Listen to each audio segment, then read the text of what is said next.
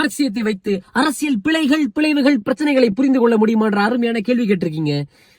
இதுக்கு என்ன பதில்? The short answer is yes.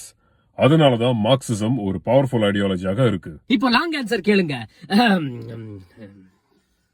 Late 19th செஞ்சுரியில இருந்து 20th செஞ்சுரி ஃபுல்லா உலகெங்கும் நடந்த பல புரட்சிகளுக்கு பின்னாடி மார்க்சிசம் ஒரு காரணமாக இருந்திருக்கு. இப்போ நான் சொல்றேன், அது பவர்ஃபுல்லாக இருக்கிறதுக்கான காரணம் மார்க்சிய சிந்தனைகளுடைய தூண்கள், pillars of Marxism. அதுலயும் முக்கியமா 2 pillars of thought இருக்கு, which make it a powerful ideology for disruption and revolution. முதலாவதாக historical materialism and class struggle.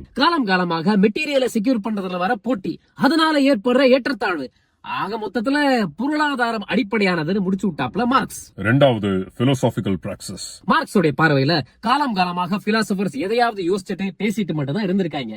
ஆனா அதை செயல்ல காட்டுறது ரொம்ப முக்கியம்.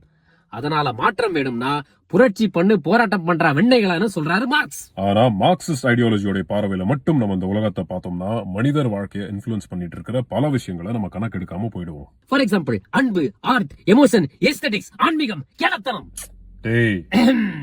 இது எல்லாம் நம்ம pure class struggle and economics வச்சு மட்டும் பார்க்க முடியாது. எமோஷனல் அண்ட் சிம்பாலிக் நீட்ஸ் பத்தி மார்க்ஸ் தன்னுடைய பிலாசபில பேசாதனால சைக்காலஜி அண்ட் நியூரோபயாலஜி சப்ஜெக்ட்ஸ்ல கால் மார்க்ஸ்க்கு 0 மார்க்ஸ். ஆனா social issues and economic problems type பண்றதுனால Marxism is an ideological topper.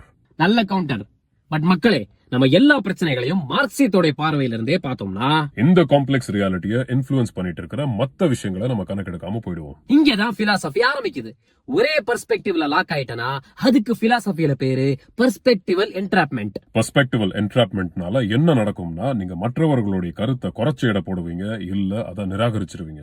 அது மட்டும் இல்லாமல் உங்க பெர்ஸ்பெக்டிவ்க்கு சாதகமாக இருக்கிற விஷயங்களை மட்டும் தான் நீங்க பிணைஞ்சு உள்வாங்கிக்கிறீங்க. இதுக்கு பேரு கான்ஃபர்மேஷன் பயஸ். என் கருத்து தான் சரி, என்னுடைய மதம் தான் சரி, என் மொழிதான் கண்டார மொழியை நினைக்கிறது முதற்கொண்டும் பெர்ஸ்பெக்டிவல் என்ட்ராப்மெண்ட்கான examples. Religion is the opium of masses சொன்னது கார்ல் மார்க்ஸ். போதைப் பொருள்.